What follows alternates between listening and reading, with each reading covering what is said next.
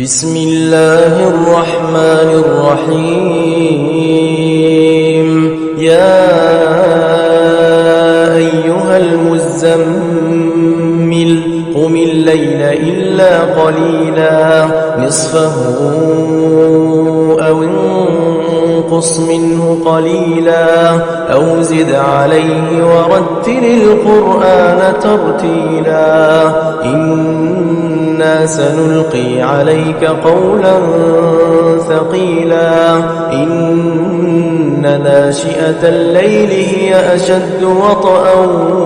وأقوم قيلا إن لك في النهار سبحا طويلا واذكر اسم ربك وتبتل إليه تبتيلا رب المشرق والمغرب لا إله إلا هو فاتخذه وكيلا واصبر على ما يقولون واهجرهم هجرا جميلا وذرني والمكذبين أولي النعمة ومهلهم قليلا إن لدينا أنكالا وجحيما وطعاما ذا غصة وعذابا أليما يوم ترجف الأرض والجبال وكانت الجبال كثيبا مهيلا إنا أرسلنا إليكم رسولا شاهدا عليكم كما أرسلنا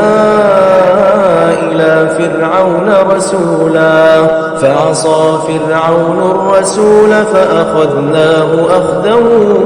وبيلا فكيف تتقون إن كفرتم يوما يجعل الولدان شيبا السماء منفطر به كان وعده مفعولا إن هذه تذكرة فمن شاء اتخذ إلى ربه سبيلا إن ربك يعلم أنك تقوم أدنى من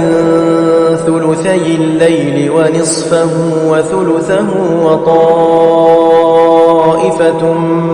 من الذين معك والله يقدر الليل والنهار علم أن لن تحصوه فتاب عليكم فاقرؤوا ما تيسر من القرآن علم أن سيكون منكم مرضى وآخرون يضربون في الأرض يبتغون من فضل الله وآخرون يقاتلون في سبيل الله فاقرؤوا ما تيسر منه وأقيموا الصلاة وآتوا الزكاة وأقرضوا الله قرضا حسنا وما تقدموا لأنفسكم من خير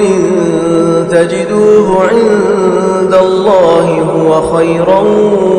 وأعظم أجرا واستغفروا الله إن الله غفور رحيم